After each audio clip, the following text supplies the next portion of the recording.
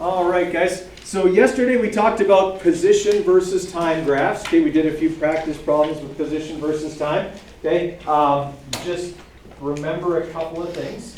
On a position versus time graph, you can read where the object is at various points in time. Okay, you can, from that information, calculate its total distance traveled by adding up how far it goes in each part of the graph. Calculating its displacement by taking the final position and subtracting the initial position. And you can calculate the average velocity and average speed using displacement and time. Okay, so lots of things that you can calculate off of those graphs. All right, today we're going to look at the other kind of graph, and that is velocity versus time.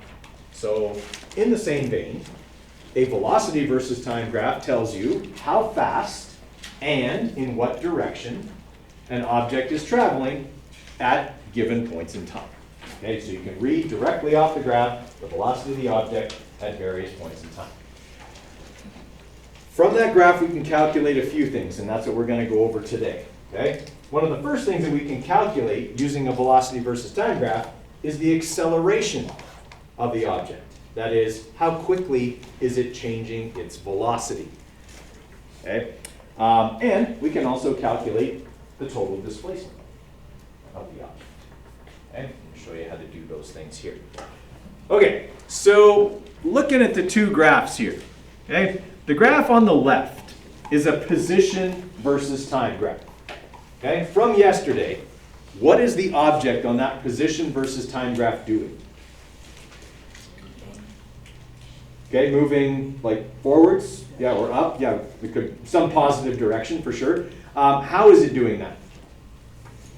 At a constant rate or constant velocity, okay? And we know it's a constant velocity because on this graph, okay, the position changes by the same amount every time interval.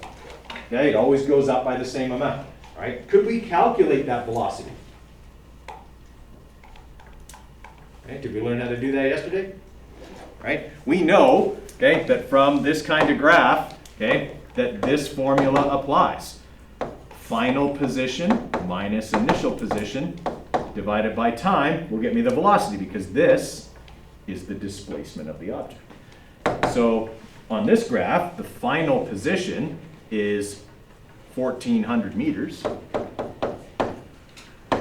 The initial position appears to be 100 meters. And that takes 5 seconds. Okay?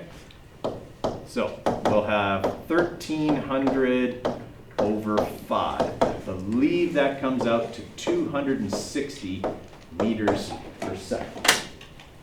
Okay, start my calculator, we'll double check that in a second.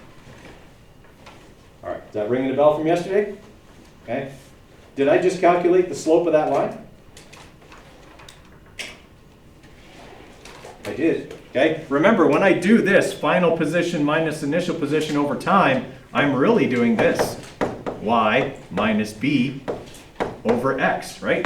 This would be my Y value. 100 was B, okay, and time was X. Okay, so I really just calculated the slope of that line. Okay, so this position versus time graph is showing us an object traveling at 260 meters per second. Okay.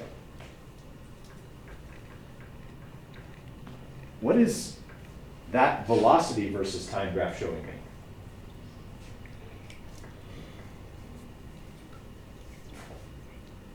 If the velocity stays the same the whole time. Right. And what's the velocity? Approximately. Like 260, 250. Two, yeah, 260. Are these graphs of the same object? Okay, this graph here showed us an object that changes its position from 100 to 1,400 over 5 seconds, meaning it's traveling at a constant velocity of 260 meters per second.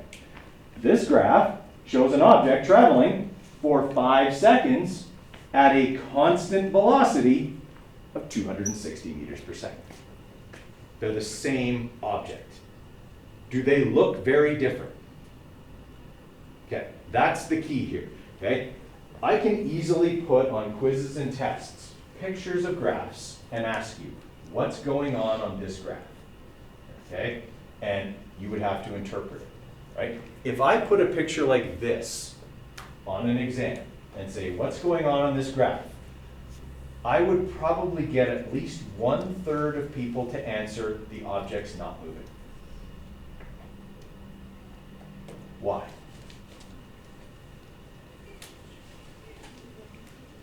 Because the line doesn't seem to change throughout the graph.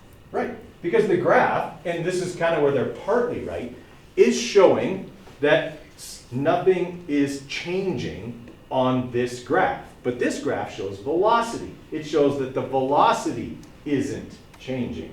Okay? If this was a position versus time graph, then the object's not moving would be the correct answer because the position wouldn't be changing. Okay? So here's the lesson you need to take away.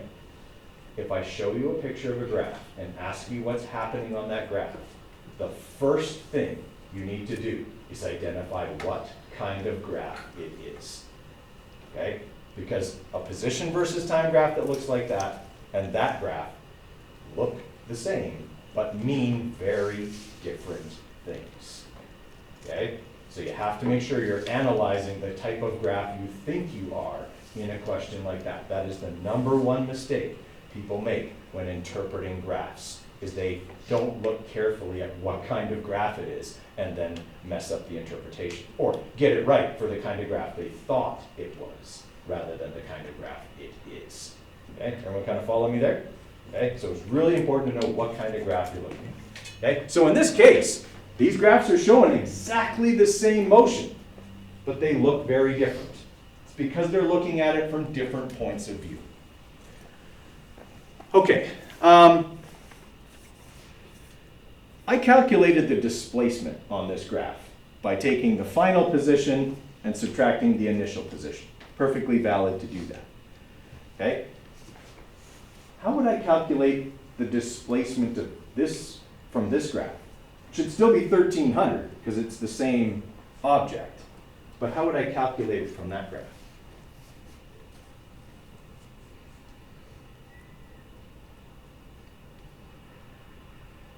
Okay, if I gave you this as a word problem, you'd be done already. But I'm asking you to do this from a visual perspective instead. So, in a word problem, would you write down your givens first? Okay, you should do the same thing here.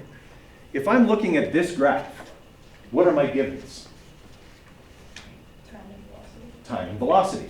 Okay, I know the time is 5.0 seconds. And I know the velocity is 260 meters per second.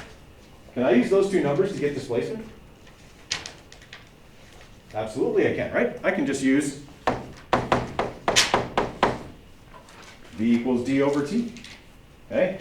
As long as I understand I'm using the average velocity, that's easy, the velocity is not changing. Okay? Multiply both sides by t, I've got d. Okay. 260 times 5, 1,300 meters. Positive 1,300 meters. Because it's displacement. Okay? Everybody with me there? Okay, now if I had given you a word problem that said, you have an object traveling at a constant velocity of 200 meters per second for 5 seconds, what's the displacement? You'd have had that done, no problem. Right away you'd have been finished. Okay, here's the thing about graphs and word problems. They work the same. They just give you the information differently. In one, you have to read a story. In the other, you just have to get it off the graph. I would argue that getting information off a graph is easier because there's less distractions on a graph. I can tell you a big convoluted story that goes nowhere, like I'm doing right now. Okay? Or I can give you a graph and you can just read the data right off it. Okay? So treat them the same way. Mathematically, they are the same. Okay? Everybody all right with that idea? Okay. Now, let's say this graph instead looked like that. Now what's happening on that graph?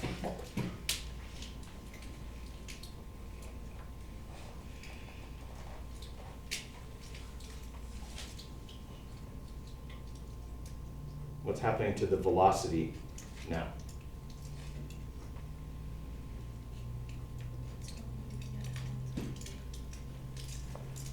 For the diagonal line? Okay, well, according to the diagonal line, do I start at 100 meters per second? What do I end at? 400 meters per second. What's happening on this graph? It's increasing. It's increasing its speed. What do we call that? Starts with A. Acceleration. Okay? This is what we want you to go through. I don't need you to memorize that a slanted line is an acceleration on a velocity time graph. Okay? I just need you to look at this and go, okay, at time 0, the velocity was 100, and at time 5 seconds, it was 400. The velocity is increasing. That's simple interpretation. Okay? As long as you remember that any change in velocity is acceleration, you get that as a multiple choice question right every time. Okay? You don't have to memorize it, you just have to read the graph. Okay? And you guys can all do that. That's the skill I want you to have, is to look at a graph, see what's going on, and then answer a question. Okay? All right. If that object is accelerating, could I calculate the acceleration? I can't. We haven't learned how to do this yet, so this is new to you. Okay? Acceleration is the change in velocity divided by time. This formula is on your formula sheet. Okay? A equals final velocity minus initial velocity divided by time. Okay? So acceleration is the rate at which you change your velocity. How fast are you changing your velocity? Okay? Does this formula here have a similar structure to that formula? It does. Both of these formulas show the change in y divided by the change in x. In other words, they're both the what of the line. They're both the slope. Okay? You can see that structure in a lot of formulas. Okay? If you see final minus initial divided by something, it's probably the slope of a line on a graph. Okay? Because that would be y minus b over x for a particular graph. Okay? Every graph's slope represents something different. Okay? The slope of the line on this graph shows the change in position over time, the velocity. The change of the slope on this graph shows the change in velocity divided by time, the acceleration. Okay? I calculate them in a very similar way. The structure of the formulas is the same. Okay? But what it represents is different. Okay? Everybody follow me there? So, could I calculate then, from this line, what the acceleration of that line is? Okay, here are my givens. At time 5 seconds, I'm moving at 400 meters per second. That would be VF. At time 0, moving at 100 meters per second. That would be VI. Okay, and the time would be 5 seconds. So, 400 minus 100 divided by 5. Okay, so that would be 300 over 5, so that should be 60. Right?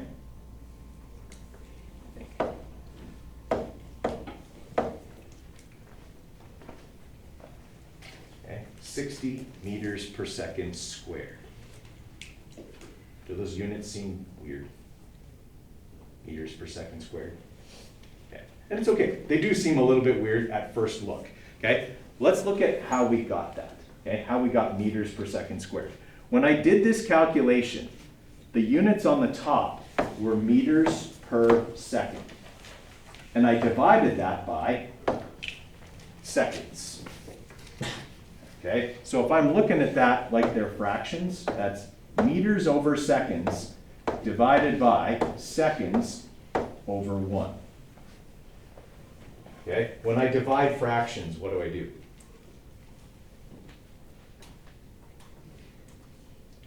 do that second number? I reciprocate it, and then I multiply. Okay, you guys know this from fractions, right? If I've got fractions and I'm dividing, okay, what I do is I reciprocate and multiply. So I get meters over seconds times 1 over seconds. What's meters times 1? Meters. What's seconds times seconds? Seconds squared. Okay? What this literally means is this. Meters per second per second. How fast are you changing your velocity? In this graph, the object is accelerating at 60 meters per second. That means every second it goes 60 meters per second faster. That's really fast, by the way. Okay? That's like 6 times gravity. Okay? If you fall, you only accelerate at 9.81 meters per second, which is still fast enough. You don't want to fall for very long, obviously. Okay? Everybody with me there? So meters per second squared is just how we say meters per second per second. They mean the same thing. Okay? They're the rate at which your velocity changes. Right? And in this case, I also just calculated the slope of that line, because I went the change in y over the change in x, velocity over time. Okay. I'm going to give you a 2-minute break to let that soak in. Okay. Before I talk about how we're going to calculate the displacement for that line. Okay. So you get a 2-minute break. When we calculated the displacement of the horizontal line here, okay, we took the average velocity, we multiplied it by time, and that got us d. Okay? Everybody okay with that? We just manipulated v equals d over t.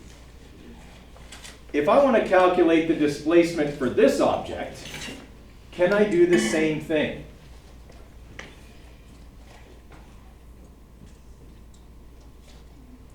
It feels like I can't, right? Okay. The reason it feels like I can't is because the velocity isn't constant. Right? The velocity is changing here. Right? So it feels like I can't do this. But here's the thing. This formula that we used uses average velocity. Okay? Displacement and time. So even though this object is accelerating, there is an average velocity for it. Okay? Whereabouts would it be?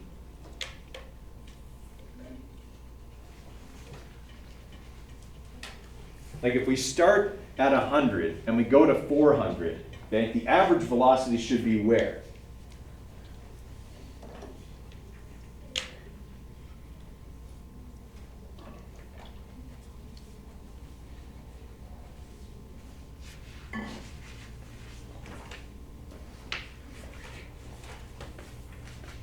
I go from 100 to 400, okay? Half of that time, I'm going less than my average velocity. And for half of that time, I'm going faster than my average velocity. Would you agree? So where does the average velocity fall? Between 1 and 4, where does it fall?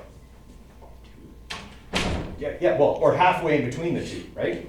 Okay, it has to be halfway in between the two, okay, if it's going to be in there. Okay, and it is. So when I calculated the total displacement for this line, I took 5 seconds, the time, and I multiplied it by 260. Did I just find the area of that rectangle when I did that? All right, I went the base times the height. Okay. Could I do the same thing for this line? How do you find the area of a triangle? I'm sure you guys remember this. For a rectangle, it's base times height. For a triangle, it's, Aniston? Base times height. No. Not times, but divided by 2. Okay, so here's the thing, guys. The base is still 5 seconds. I'm not going to change that, okay? But I'm going to take the height and divide it by 2. would that be halfway between the initial velocity and the final velocity? Is that where we said the average would be halfway between the initial and the final? Okay, that's why this little trick can work. Okay, on a velocity versus time graph, I find the displacement by going base times height, or base times height divided by 2. Okay, basically finding the area between the line and the x-axis. If I do that, what I'm really doing is taking the average velocity, the height, okay, or the height divided by 2, and multiplying it by the base, the time. Okay, everybody with me there? Right? So that little trick of finding the area can work. You just have to do your geometry right. Okay? What we're really doing is just taking average velocity and multiplying by time. So for this triangle here, okay, I would take the base, 5, multiply it by the height, which is actually 300, because we go from 100 to 400,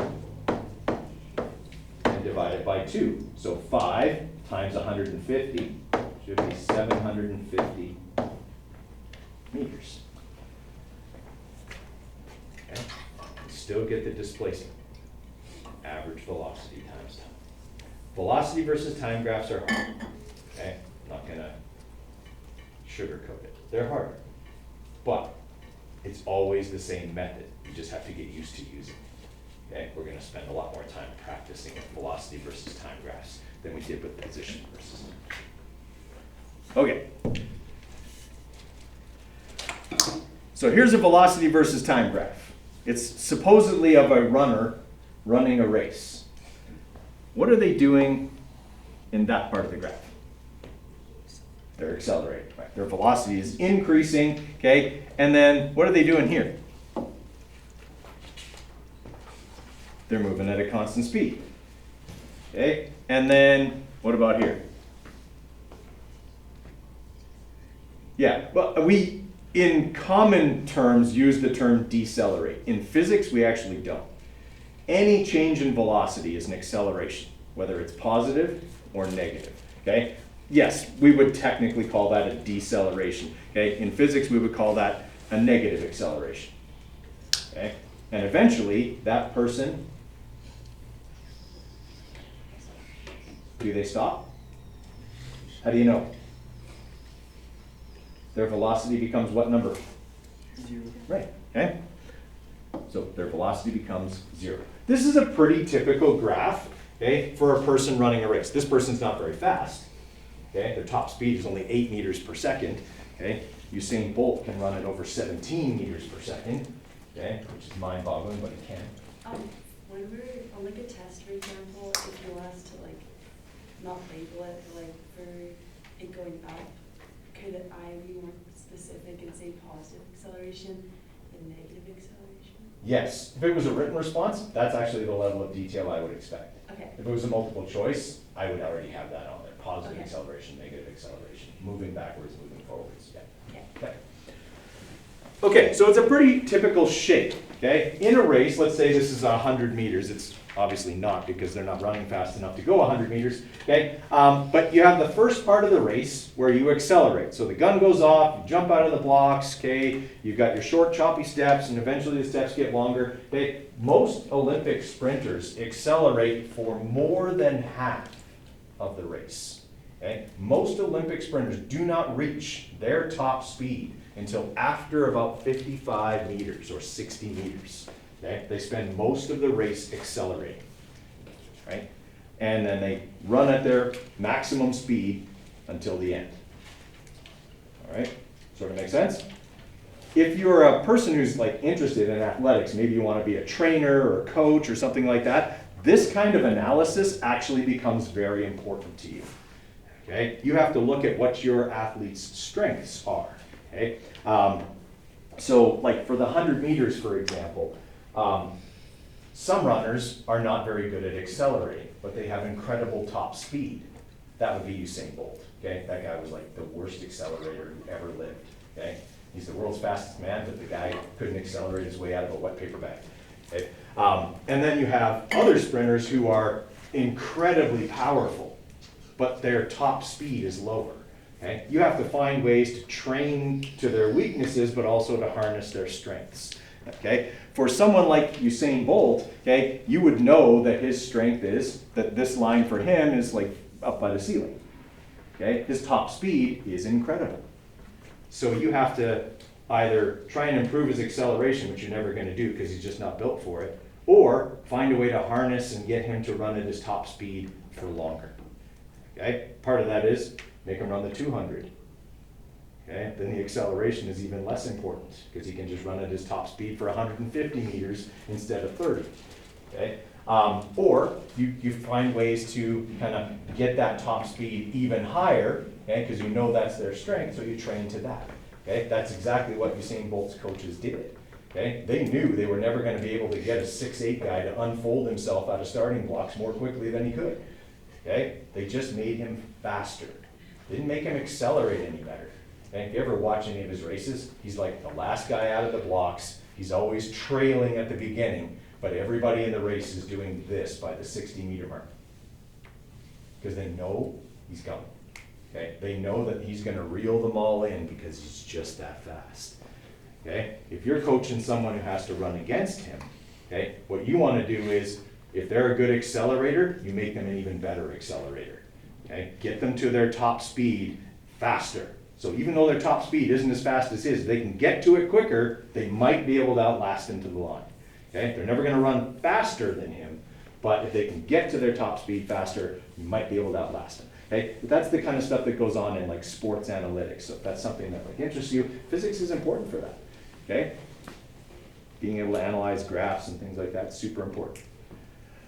All right, let's have a look at this one here. Okay, so if I put a graph like this on a quiz, probably the first question I would ask is, what's the acceleration of this object?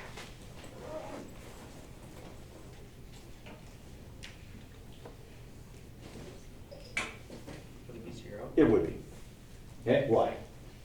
Because speed is consistent the whole entire time. Yeah, I mean, if we're just reading the graph, just not even looking at the equation up here, but just looking at the graph, it's pretty clear the object in this thing moves at 5 meters per second the entire time. If its velocity doesn't change, then there's no acceleration. Okay? Because acceleration is a change of velocity. That's not happening. Here's the other way. We just talked about how this formula that calculates acceleration, that we're going to be using a lot over the next little while, is really this.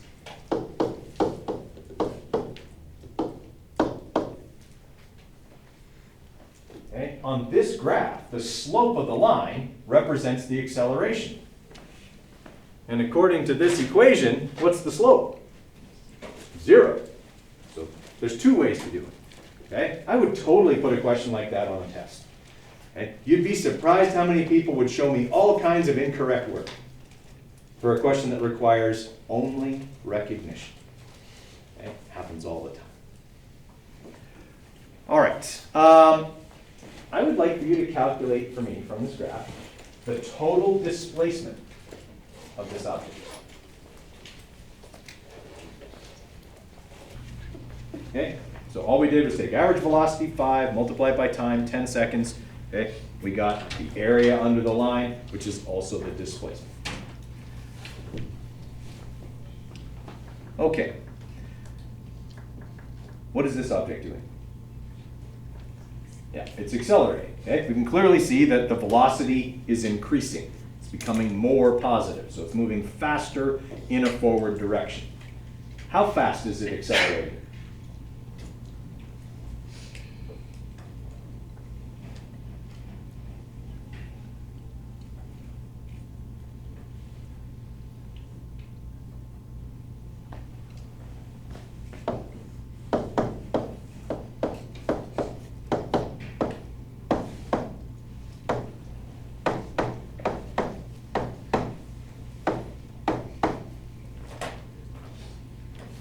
What part of that line represents the acceleration? The slope. What's the slope of this line?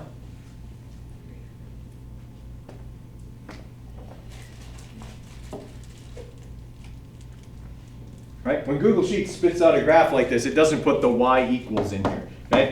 It should, but it doesn't, okay? So it shows m, 2.96, times x plus, and here's the y-intercept. Okay, so that's b. All right, so this object is accelerating at positive 2.96 meters per second, or meters per second squared. Okay, it doesn't require me to calculate anything as long as I can recognize that this is a velocity versus time graph, and the steepness or slope of the line tells me how quickly it's accelerating. Okay, it's showing me the rate at which velocity changes. The steeper it is, the faster it's accelerating. So that means then that the slope would be the acceleration of the object. Okay, that's all I did. I just figured it out. I didn't memorize it. I just figured it out. I looked at what was on the graph and determined what the slope represented. Okay, everybody with me there? On a test, that would be a 1-mark question. Okay, because it doesn't require any work. Okay, it requires you to look at the graph and understand. Okay, I would like for you to calculate for me 3 things. Okay, actually, let's say 2 things for now.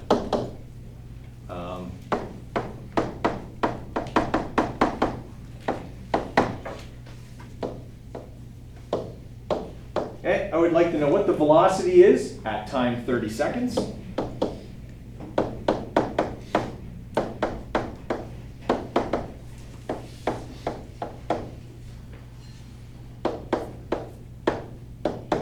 And how long it'll take to reach a velocity of 100 meters per second, positive 100 meters per second.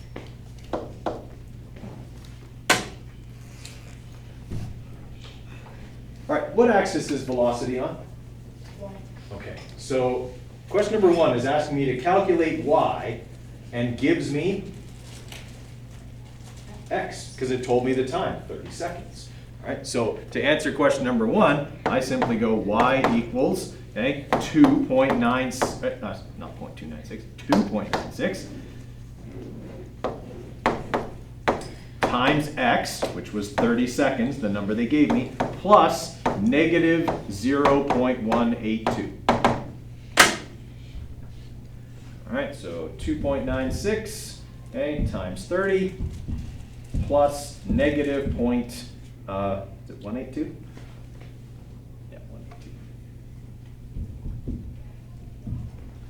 Okay, so the velocity at 30 seconds would be, okay, 88.62 meters per second, positive. All right, have we done that before? Y equals mx plus b calculations. Okay, they never change. Okay, using y equals mx plus b is always the same. It just calculates something different. On this graph, y is velocity instead of position. Okay. All right, for question number 2, it wants to know how long to reach 100 meters per second. So they gave me y and they want me to calculate? There's a bit of a wait. Libya's going next and then you can come. Okay, so they gave me y and they want me to calculate? How long is on which axis? X. Okay, so y equals m times x plus b. I got to solve for x, so I subtract b over to the other side, divide by m. That'll give me x. Okay, they told me y is 100, b is negative 0.182, and divide by 2.96, the slope. Okay, so 100 minus negative 0.182 divided by 2.96. Okay, it'll take 33.85 seconds to reach 100 meters per second. Okay, so that part doesn't change. Okay, everybody with me so far?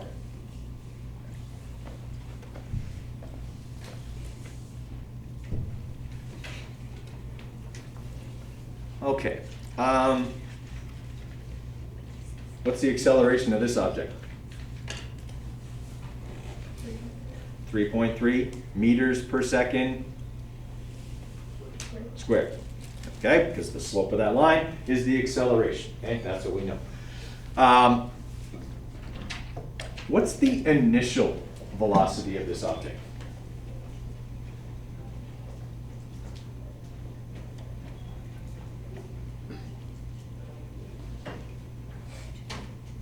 One, 4.14. How'd you know that, Kevin? Right, it's b, right? Is b the velocity at time 0? According to this graph, that's what it is. Okay, so b would be the initial velocity. Okay, on this graph, I would like you to calculate how fast, what the velocity is at 10 seconds. Okay, we can't read it. It's on the graph, but we can't read it because of the scale. Okay, so I'd like you to calculate for me, okay, what is v at 10 seconds? Okay, calculate that for me right now. What's the velocity at 10 seconds? That's just calculating y using the equation here. So 3.3 times 10 plus 4.14. Okay, so 33 plus 4.14 should be 37.14 meters per second. Okay, that's how fast it's going at 10 seconds. Okay, now, is that, or can I use that now that I have it, to help me calculate the displacement of this object? Okay, so that's the final velocity. We know the initial velocity is 4.14. Okay, and we said that if you calculate the area under the line on a velocity time graph, that's like going average velocity times time. So if I look at this graph, there's actually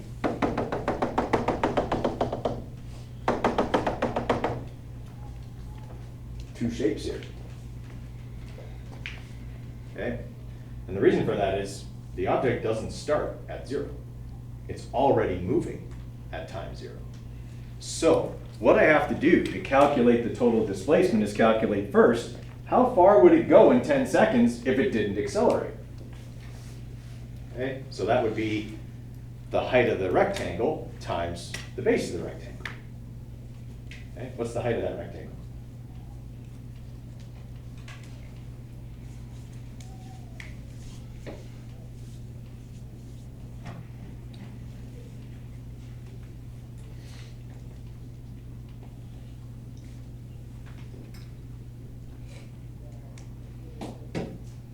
Julie, what's the height of that rectangle? 4.14. Yeah, 4.14, 4.14, okay? That's where that rectangle starts, right? At the initial velocity here, okay? So I can do this one, 4.14 times, so that's height times base, that's 10, so 41.4 meters. Now I need to calculate the area of the triangle, right? So I know that this value here is what I calculated. Is that the height of the triangle? It's not. The triangle starts here at 4.14. This is all geometry, guys. This really isn't like the physics part of this. Okay, so if this is 37.14 and this is 4.14, okay, the height of the triangle should be 33. 37.14 minus 4.14. Agreed? Okay. Is the base of the triangle still 10? Okay. So for the triangle then, if I go 33 times 10 over 2, that should tell me how far it goes during the triangle. Agreed? Okay. Because 33 over 2 would be the average velocity of the object while it's accelerating. Okay, so 330 divided by 2 is what, 165? Yeah.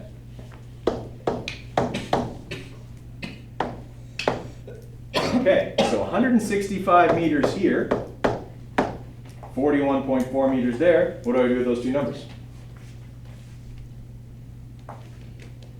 Don't overthink it. Olivia? What do I do with those two numbers if I want to find the total displacement?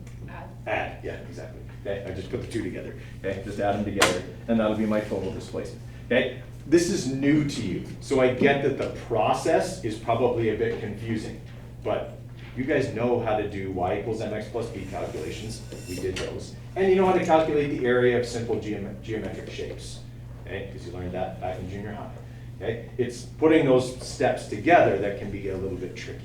And that's where we're gonna spend time practicing it, okay? But that's all we're really doing here, okay? Is some y equals mx plus b, a little bit of geometry, okay? Nothing that's gonna be terribly taxing once you're able to put the steps together. Okay, what do we have for time here? Okay, I'm gonna give you guys a 4-minute break here till 9:30, okay? And then we're gonna try a few more velocity versus time graphs. Maybe ones that aren't linear, that might be irregular, okay? We'll kind of look at those. Okay, this velocity versus time graph looks a little bit different. What is this object doing? Negatively accelerated. Wait, I mean, yeah, technically decelerated. Okay, yeah, it's negatively accelerating. At what rate? 27.5. Nope, negative 3.02. Okay, meters per second squared. Remember, guys, on this graph, the slope is showing us the rate at which velocity changes. That is acceleration. Okay, so this thing is accelerating at negative 3.02 meters per second squared. That means every second it goes 3.02 meters per second slower than the second before. And eventually, it stops. All right? I would like for you to calculate for me right now, at what time does it stop? Okay? We can kind of see about where, but we don't have an exact number because of the scale of the graph. So I would like you to calculate for me when its velocity reaches 0. Okay, so you're solving for time here. All right, so I was asking you to calculate when the object stops. Okay, when would be time, which is on which axis? X. Okay, so we're looking for x, and what's y? 0. Okay, so we know y equals m times x plus b. We want to solve for x, so y minus b over m equals x. So that's going to mean 0 minus 27.5, because that's b, divided by m, which is negative 3.02. So 0 minus 27.5, I can't believe I punched that in. Okay, divided by negative 3.02. All right, so that's going to take 9.1 seconds. It'll be stopped at 9.1 seconds, which fits. That's about what that looks like on the graph. Okay? All right, now that we know how long it's going to take it to stop, calculate how far it will travel while stopping. Okay? I am looking for the object's displacement while it moves from 27.5 to 0 meters per second. So if I want to calculate the object's displacement while it's slowing down to a stop, okay, I need to have the average velocity and the time. I have the time because we just calculated, right? It was 9.10 seconds. Okay, so we know the time it takes. Now, it slows from 27.5 to 0. Okay, where does the average velocity fall between 27.5 to 0? Not looking for an exact number here. Okay, where about on that line would the average velocity be? How far up? 13. Yeah, around that, right? A little more than 13, but around that. Halfway. Okay, halfway up. The average has to be halfway between the initial and the final. Everybody follow me there? Okay, That's why we said the little trick is if I find the area of this triangle, because that's all there is, there's only a triangle here, there's no other shapes, just a triangle, okay? If I go the base times the height divided by 2, what I'm really doing is going time times average velocity. That gets me displacement. And I have all the numbers necessary to do that. Okay, I know the height of the triangle is 27.5. Okay, I know the base of the triangle is 9.10 seconds. That's why I had you calculate it first. Okay, now I can calculate d. Okay, the displacement here is going to be 9.10 seconds times 27.5 over 2.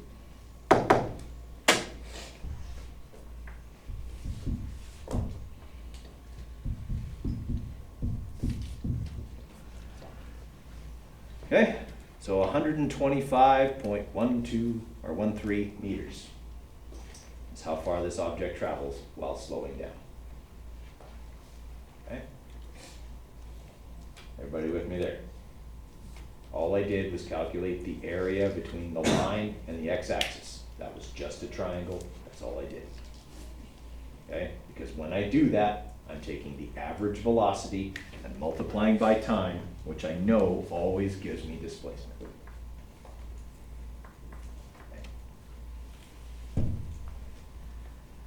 Okay, let's look at, so we did those position time graphs yesterday. All right, formula we have to talk about, okay, because we've only done the linear velocity versus time graphs. Okay, this formula is on your formula sheet. Okay, acceleration can always be calculated using that formula. Final velocity minus initial velocity divided by time. Okay? So, for question A here, when it says, what's the acceleration between 12 and 14 seconds? If I want to find the acceleration, I need VF, VI, and T. How much time is there between 12 and 14 seconds? 2 seconds. Okay, so that part I already know. Okay, the time is going to be 2 seconds. I need to know how fast is it going at 14 seconds, that'll be VF, and how fast is it going at 12 seconds, that'll be VI. Everyone follow my logic there? Okay, this is that thing we were talking about at the beginning of class, how a graph is like a word problem. You got to get your givens off the graph rather than from reading the story. Okay, so at 12 seconds, object's going 2 meters per second, positive 2 meters per second. At 14 seconds, it's going negative 6 meters per second. So all I have to do is plug those numbers in. Okay, the final is negative 6. The initial, 2. All right, so negative 6 minus 2 is negative 8. Divided by 2, negative 4.0 meters per second squared. Okay, all I did was plug numbers into that formula. Okay. Now, for part B, it wants the total displacement. This is where you're going to be doing a bit of geometry, and by a bit I mean a lot, okay, of geometry. Okay. So total displacement to 20 seconds, so that's the whole trip. Okay, how far does the object go here?